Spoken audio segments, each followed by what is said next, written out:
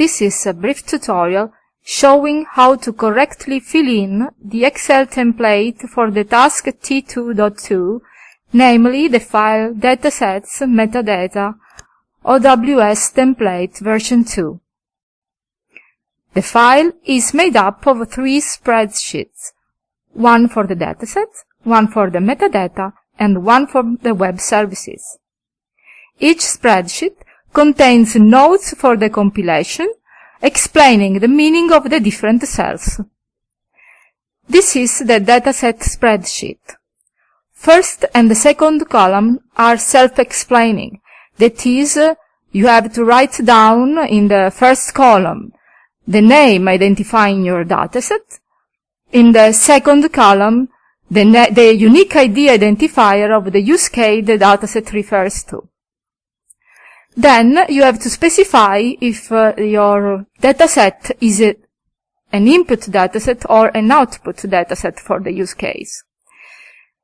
It's an input dataset if it's used as is, while it's an output dataset if it's the outcome of an elaboration process performed within the use case. Now, you have to provide information related to your target data model.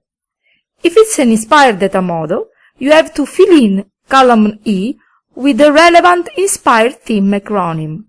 For example, BU for buildings, AU for administrative units, and so on.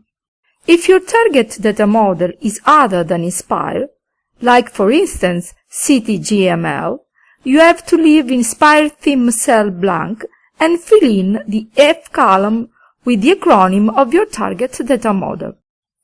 Only if your target data model is other than inspired, you have to provide information about the fact that UML or XSD files for your target data model are available, specifying yes or no with an X in the relevant cell.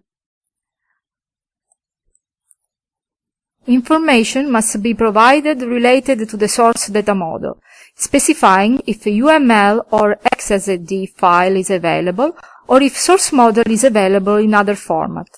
If you check yes, you will be requested to provide relevant file.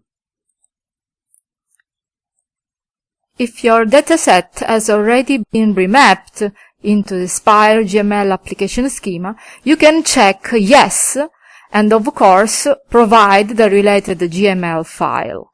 And if you have already remapped your dataset and it is compliant against Spire data specification, say yes and provide the validation report.